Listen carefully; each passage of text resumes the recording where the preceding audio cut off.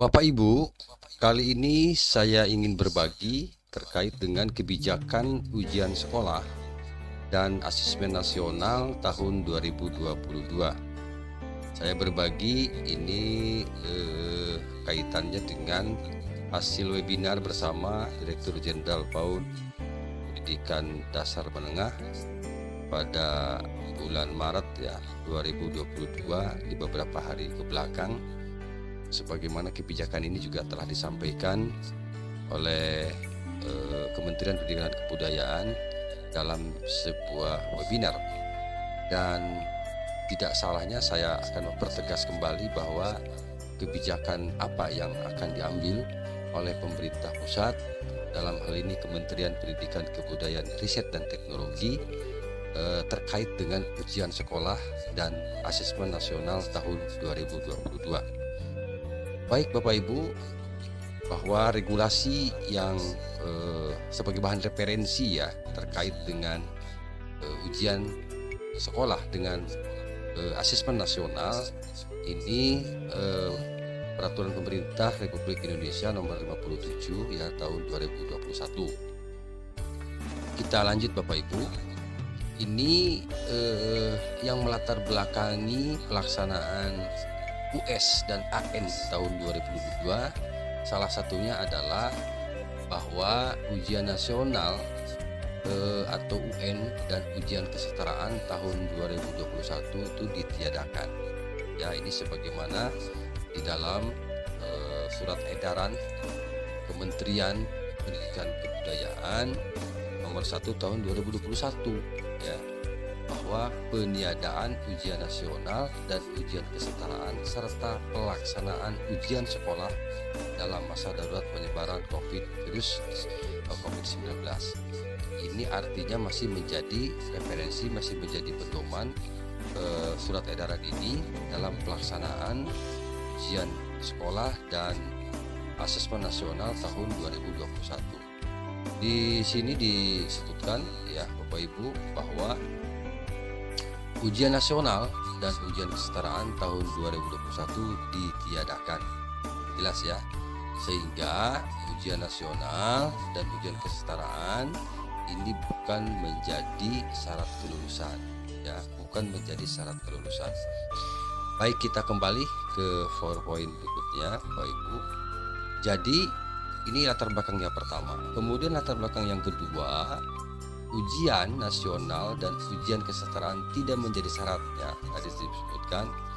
Kemudian peserta didik dinyatakan lulus dari satuan atau program pendidikan setelah pertama menyelesaikan program pembelajaran di masa pandemi yang dibuktikan dengan rapot tiap semester.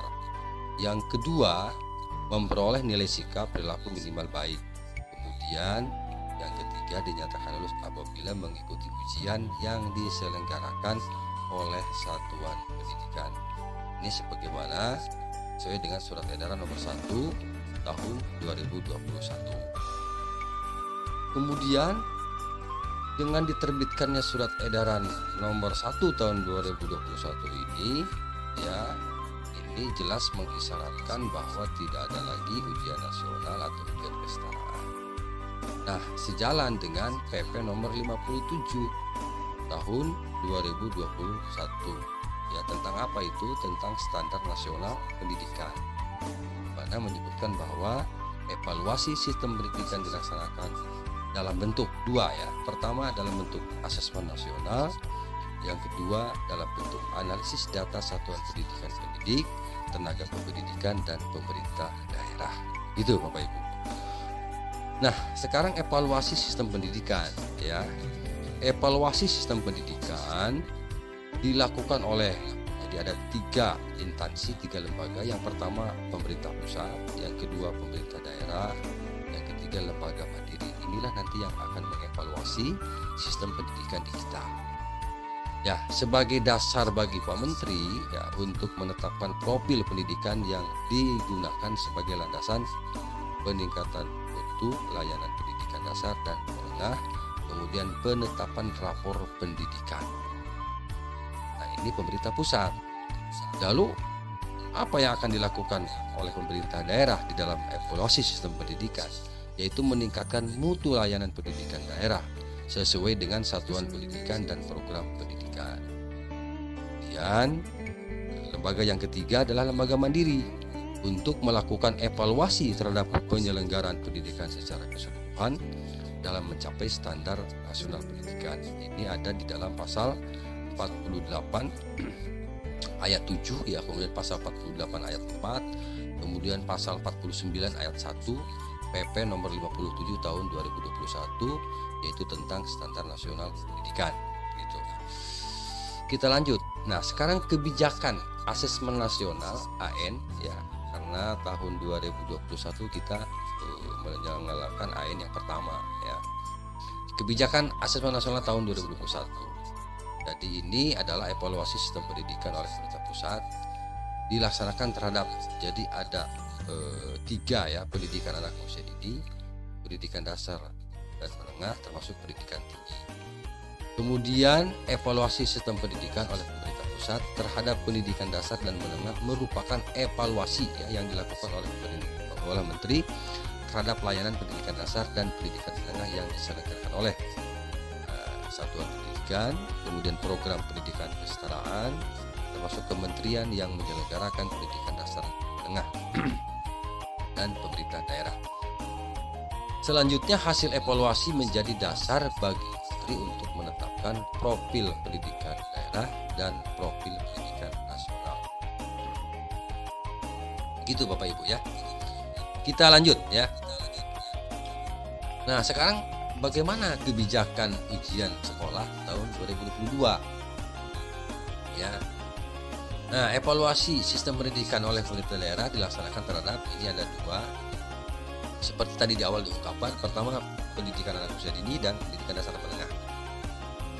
Kemudian evaluasi sistem pendidikan oleh daerah, oleh pemerintah daerah merupakan evaluasi terhadap kinerja satuan pendidikan dan program pendidikan sesuai dengan kewenangannya. Jadi secara keseluruhan nanti dievaluasi sistem pendidikan itu oleh pemerintah daerah, itu Bapak Ibu. Kemudian nanti kalau evaluasi sistem pendidikan oleh daerah dilaksanakan terhadap, jadi ada 2 ya, di daerah itu ada pendidikan anak usia dini, pendidikan dasar dan menengah. Kemudian evaluasi yang ketiga, evaluasi sistem pendidikan oleh pemerintah daerah dilaksanakan berdasarkan profil pendidikan daerah.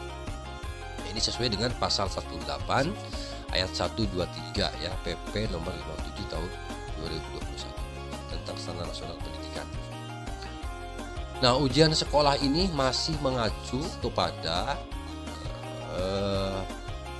Peraturan Menteri Pendidikan dan Kebudayaan, Riset dan Teknologi, Peraturan Menteri Pendidikan dan Kebudayaan nomor 43 tahun 2019. Itu tentang penyelenggaraan ujian yang diselenggarakan satuan pendidikan. Gitu ya, Bapak Ibu. Jadi ini bentuk ujiannya seperti apa? Ini bentuk ujiannya seperti apa? Jadi bentuk ujian yang diselenggarakan oleh satuan pendidikan berupa portofolio bisa, kemudian penugasan juga boleh, kemudian tertulis dan atau bentuk kegiatan lain yang ditetapkan satuan pendidikan sesuai dengan kompetensi yang diukur berdasarkan standar nasional pendidikan. Jadi bisa ya, ada pilihan bentuk ujiannya, silakan nanti diserahkan kepada satuan pendidikan masing-masing. Ini terdapat di dalam pasal 2, pasal 5 Permendikbud nomor 43 tahun 2019 gitu. Selanjutnya pada semester ganjil dan atau semester genap pada akhir jenjang dengan mempertimbangkan capaian standar kompetensi lulusan. Jadi ini diselenggarakan ujian sekolah ini yaitu di akhir ya jenjang ya, dengan mempertimbangkan capaian standar kompetensi lulusan. Di video sebelumnya saya sudah ungkapkan, sudah sampaikan standar kelulusan, standar kompetensi lulusan baik itu di PAUD, kemudian di pendidikan dasar ya, SD dan SMP. Silakan nanti dibuka kembali ya video penjelasan terkait dengan kompetensi, standar kompetensi lulusan. Masih ujian sekolah Bapak Ibu. Jadi ini untuk persyaratan yang pertama masih tetap yang mengacu kepada regulasi sebelumnya, yaitu berada pada tahun terakhir ya di masing-masing jenjang. Kemudian memiliki rapot lengkap penilaian hasil belajar seluruh program pembelajaran yang telah ditempuh pada jenjang pendidikan tersebut. Jadi ini Bapak Ibu untuk persyaratan ujian sekolah. Lalu kelulusan peserta didik nih untuk jenjang SD ya, kelulusan peserta didik. Jadi peserta didik nanti dinyatakan lulus apabila satu ya menyelesaikan seluruh program pembelajaran, kemudian memperoleh nilai sikap berlaku minimal baik, mengikuti ujian yang diselenggarakan oleh satuan pendidikan.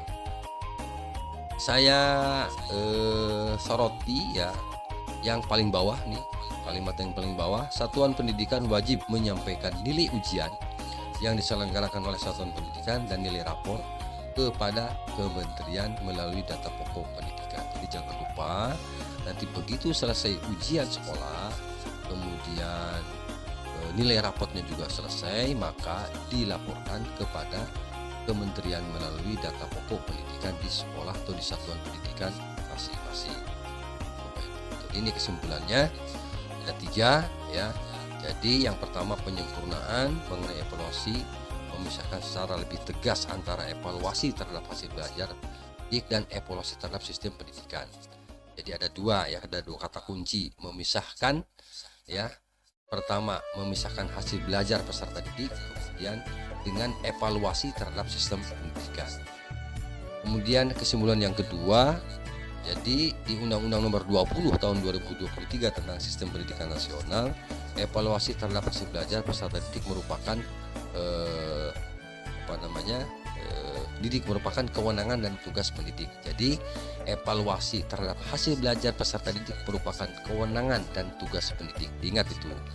Jadi sehingga pemerintah meniadakan ujian nasional, tetapi memberikan keleluasaan kepada satuan pendidikan untuk menyelenggarakan ujian sekolah dengan tadi bentuk ujiannya bermacam-macam.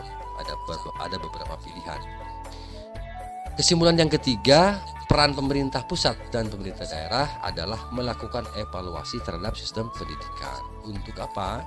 Untuk memantau kemajuan kesenjangan di dalam sistem, serta melaporkan hasil evaluasi tersebut sebagai bentuk akuntabilitas pertanggungjawaban publik ya. Dalam hal ini, pemerintah pusat dan pemerintah daerah ya juga dibantu oleh lembaga mandiri untuk melakukan telaah kritis dan objektif. Nah, jadi kesimpulan ini sangat tegas dan jelas Bapak Ibu bahwa regulasi yang kita pakai untuk ujian sekolah dan asesmen nasional tahun 2022 ini masih mengacu kepada Surat Edaran Nomor 1 Tahun 2021. Nah, barangkali demikian Bapak Ibu, mudah-mudahan ini bermanfaat.